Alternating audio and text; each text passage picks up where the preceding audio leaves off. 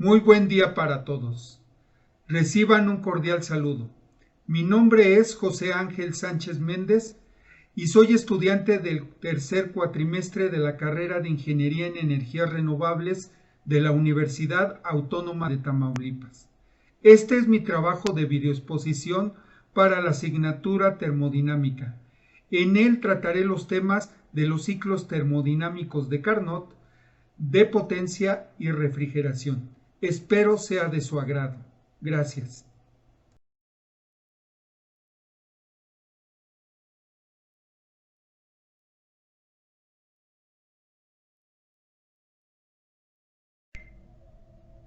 El ciclo de Carnot es un ciclo termodinámico que realiza una máquina térmica para producir un trabajo neto sobre un medio externo, tomando calor de una fuente externa caliente y posteriormente cediendo calor a una fuente externa fría. Consta de 4 etapas o procesos, 2 de ellos de expansión y 2 de compresión.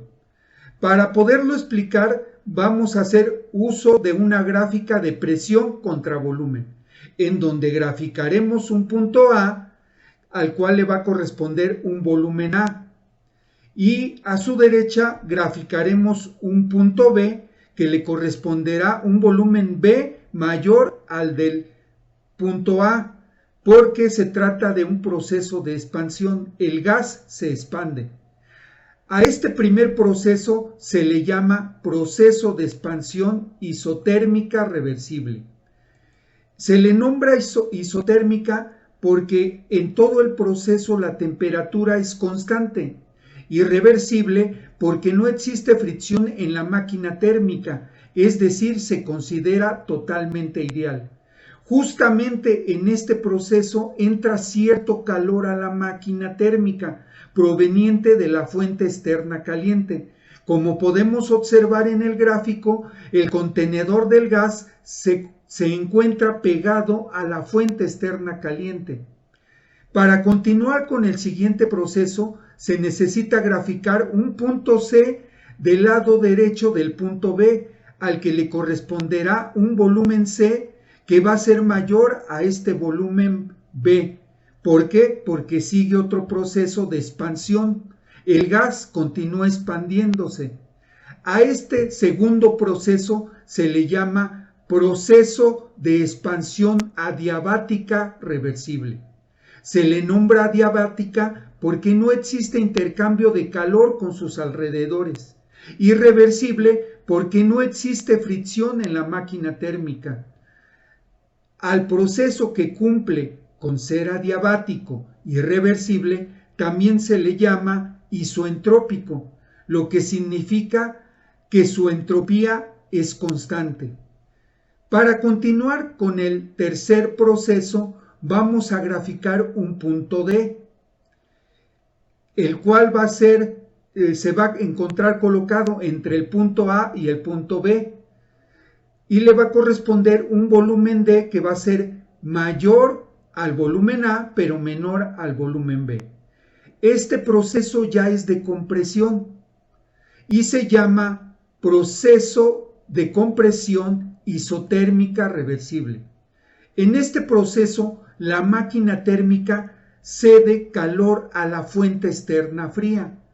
Recordemos que es isotérmica porque la temperatura es constante. En este proceso la temperatura es baja, la más baja del ciclo. Irreversible porque no hay fricción en la máquina. Se considera ideal. Para continuar con el cuarto proceso, se cierra el ciclo del punto D al punto A. Este proceso se llama proceso de compresión adiabática reversible. En este proceso, la entropía es constante, no hay intercambio de calor con los alrededores.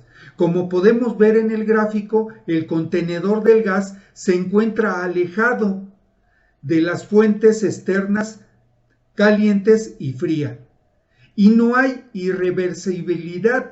También se le puede llamar isoentrópico. Aquí termina el ciclo de Carnot y vuelve a repetirse.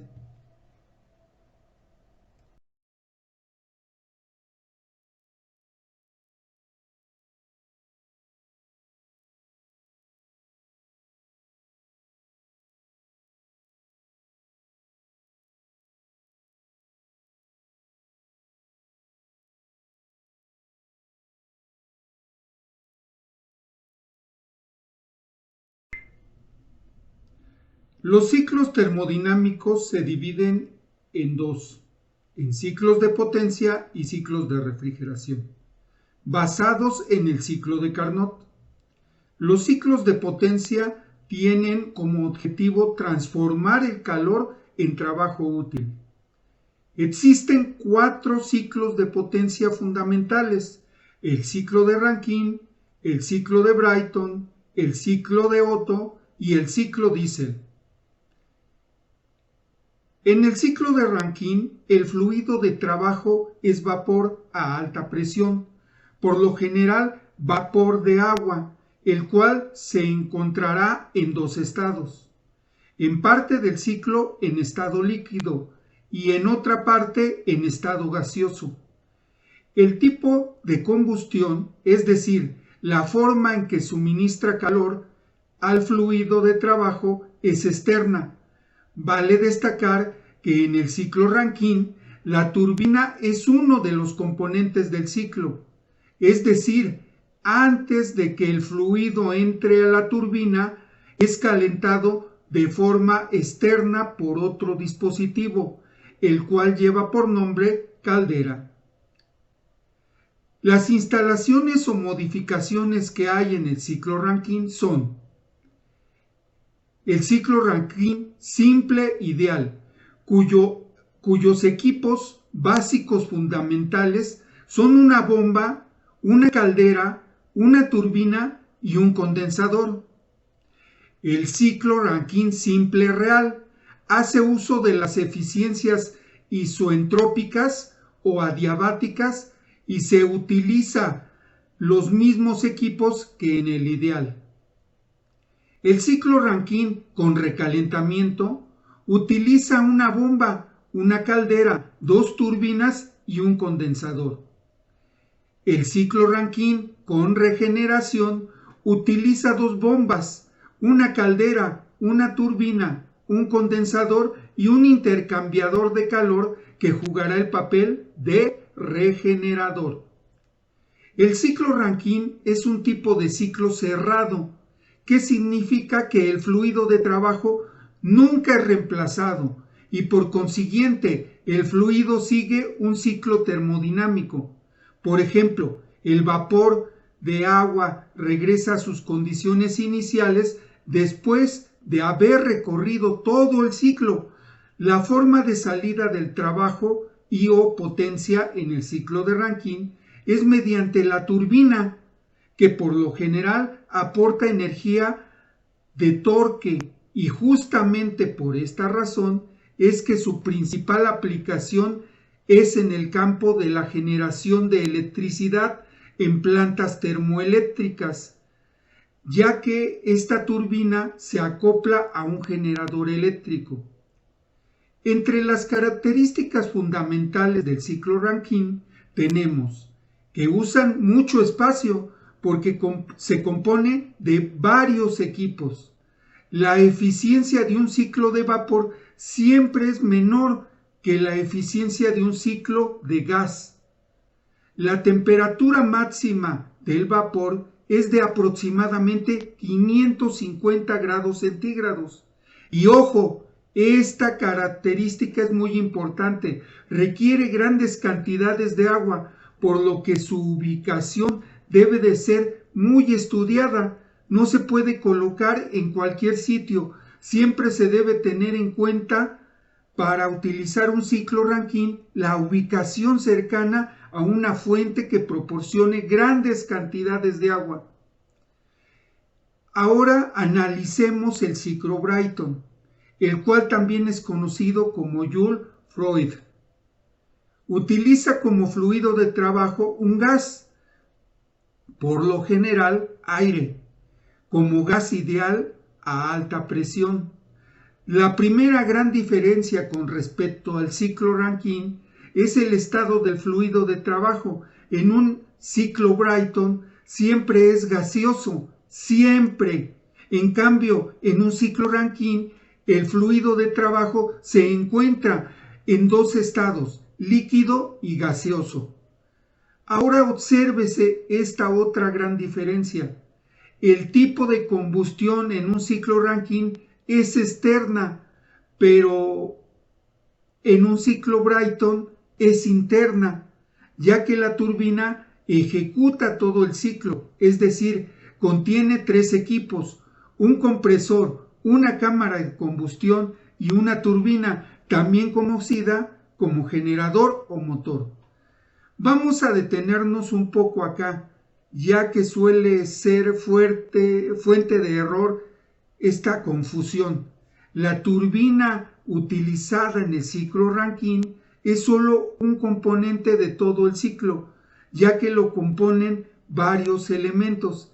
En cambio, en el ciclo Brayton, la turbina es un solo equipo y dentro contiene tres equipos: un compresor, una cámara de combustión y un motor, generador o turbina. Quizá la confusión provenga de que el equipo también se llama turbina y dentro de la turbina hay otro elemento que también se llama turbina, pero en mi opinión es que el elemento interno, en vez de llamarse turbina, deberíamos llamarlo generador o motor. Dentro del ciclo Brayton existen 4 modificaciones, las cuales son el ciclo simple ideal, el ciclo simple real, y recordemos que cada vez que hablemos de real es porque se utiliza la eficiencia isoentrópica o adiabática.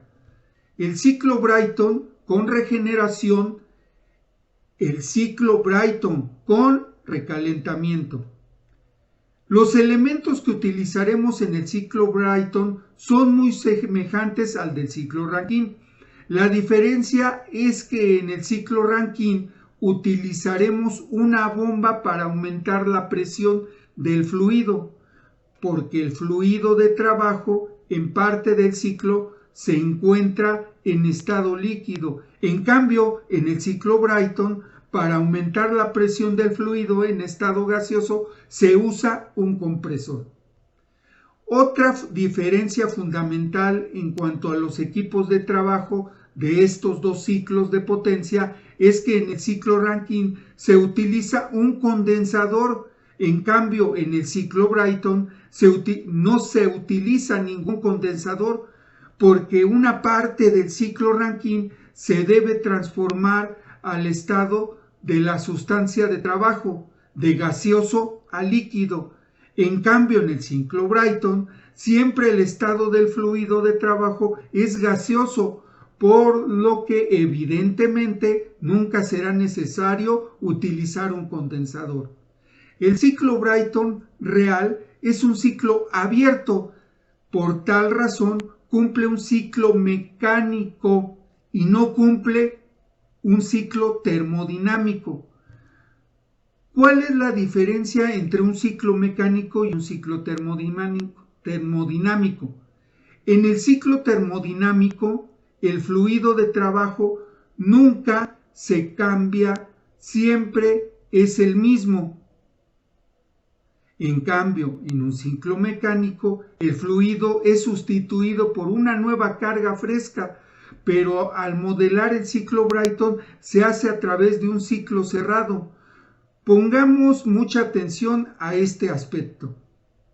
La forma de salida del trabajo o potencia de una turbina utilizada en un ciclo Brayton o en forma de empuje, por lo general, cuando se utiliza en forma de empuje, la turbina que aporta la potencia es sustituida por una tobera, y justamente como un ciclo Brayton es capaz de aportar energía en forma de torque o de empuje, Sus aplicaciones son en forma de torque para generar electricidad, porque simplemente se acopla a su turbina un generador eléctrico, pero también es utilizado en motores de reacción en aviones, barcos, etc. Las características fundamentales de un ciclo Brayton son: usan muy poco espacio, porque la turbina Brayton es un solo equipo, lo cual la hace muy versátil, es decir, se puede ubicar en cualquier espacio en forma muy sencilla. En cambio, mover todos los equipos de un ciclo Rankine requiere de mucho, pero mucho mayor esfuerzo. Obsérvese que en líneas generales la eficiencia de un ciclo de gas es mayor que la eficiencia del ciclo de vapor, porque la temperatura que puede alcanzar el gas en un ciclo es aproximadamente de 1500 grados centígrados. En cambio, en un ciclo Rankine es de apenas 550 grados centígrados.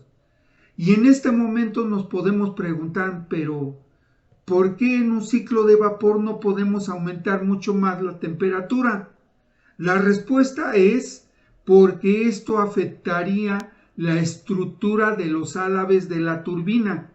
Y es por ello que al utilizar un ciclo de vapor hay que tener especial cuidado con qué temperatura se está trabajando. Finalmente, existe otra gran ventaja del ciclo Brayton. El fluido de trabajo se encuentra prácticamente en todo lugar. ¿Por qué? Es el aire. Por último, con respecto a los ciclos de potencia, veamos el ciclo de Otto y el ciclo diésel. Estos dos ciclos, por lo general, son utilizados en vehículos. Su principal diferencia es que en el ciclo Otto el encendido es por chispa, es decir, se utilizan bujías en el motor para generar justamente esta chispa. En cambio, en un ciclo diésel el encendido es por compresión. Otra importante diferencia es que el combustible en un motor Otto es gasolina. En cambio, el combustible del motor diésel es justamente el diésel. El fluido de trabajo en estos dos ciclos es un gas, pero a diferencia del ciclo Brayton, donde se utiliza como gas aire, acá en estos dos ciclos el gas utilizado realmente es una mezcla de aire y combustible. Pero atención, para analizar estos dos ciclos se modelan como si estuvieran utilizando únicamente aire como gas ideal. El estado del fluido siempre será gaseoso. El tipo de combustión en el ciclo Otto y el ciclo diésel es interna, es decir, la chispa o la compresión se da dentro del motor. Entre los equipos utilizados en un ciclo Otto se encuentran los siguientes.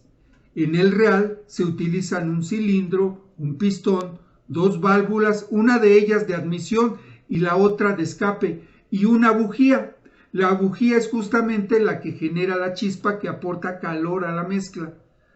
Ahora pongamos mucha atención para analizar o estudiar el ciclo Otto. Se utilizará únicamente un cilindro y un pistón, es decir, un sistema cerrado, y por lo general el fluido de trabajo será el aire. Repito, ya que esto es muy importante, en la realidad el cilindro pistón utilizado en el ciclo de Otto no es cerrado, posee dos orificios, uno para la entrada y otro para la salida, controlados por dos válvulas y por supuesto una bujía, pero para facilitar el estudio de se simulan o se modelan como simplemente un cilindro pistón cerrado, al cual se aporta cierto calor Mucha atención, sin utilizar ninguna bujía. Ahora bien, en el ciclo diésel, en la realidad utiliza también un cilindro, un pistón, dos válvulas de admisión y escape, y en vez de utilizar una bujía utiliza un inyector de combustible. Y de igual manera que el ciclo Otto, el ciclo diésel se modela con un cilindro y un pistón como un sistema cerrado. Tal como ya hemos visto en el ciclo Otto y diésel, en la realidad utilizan una mezcla como fluido de trabajo, una mezcla de aire y combustible, el cual se repone después de haber cumplido un ciclo completo mecánico. Pero también para modelar el ciclo de Otto y el ciclo diésel se simulan a través de un ciclo cerrado termodinámico, simplemente utilizando un cilindro pistón, omitiendo la fase de renovación de carga. Entre las características fundamentales del ciclo de Otto se encuentra que presenta mayor costo y menor potencia, ya que por lo general trabaja con bajas relaciones de compresión, entre 7 y 10, como máximo 12. En cambio, en los ciclos diésel el costo del combustible es mucho menor y además aporta mayor potencia, ya que trabaja con altas relaciones de compresión, por lo general entre 12 y 14.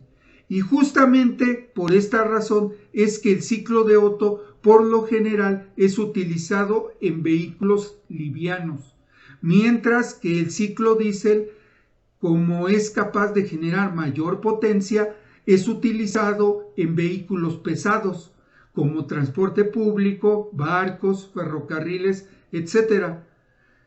Terminemos los ciclos de potencia mencionando que existen ciclos combinados de gas y vapor. Finalicemos esta presentación con los tipos de ciclos de refrigeración, que básicamente son dos tipos: el ciclo invertido de Carnot y el ciclo invertido de Brayton. En los ciclos de refrigeración basados en el ciclo invertido de Carnot se utiliza como fluido de trabajo vapor, el vapor y un refrigerante, como por ejemplo el refrigerante 134, refrigerante 12, etc. Y veremos que en este tipo de ciclo el estado de nuestro fluido de trabajo serán dos: el líquido y gaseoso. Por otro lado, también veremos los ciclos de refrigeración basados en el ciclo invertido de Brayton. Estos utilizan gas, por lo general el aire como un gas ideal, de tal forma que el estado de nuestro fluido siempre será uno, el estado gaseoso. Entre los tipos de ciclos de refrigeración a vapor existen estos que se muestran en la pantalla: el ciclo ideal simple de refrigeración por compresión de vapor, el ciclo real de refrigeración por compresión de vapor, el sistema de refrigeración por compresión en escalada, el sistema de refrigeración por compresión de múltiples etapas. En la pantalla podemos ver los equipos utilizados en cada uno de estos ciclos de refrigeración. En cuanto a la refrigeración, donde utilizamos el aire como fluido de trabajo, tenemos solo dos: el ciclo de refrigeración de gas y el ciclo de refrigeración de gas con regeneración. En general, los ciclos de refrigeración son ciclos cerrados, ciclos termodinámicos, es decir, no sufren en ningún momento ninguna renovación de carga, tal como ocurre en los ciclos de potencia de Otto, diésel y Brayton. Entre las aplicaciones de los ciclos de refrigeración tenemos básicamente refrigeración doméstica e industrial para ambos tipos de ciclo. Y con esto finalizamos esta presentación. Gracias.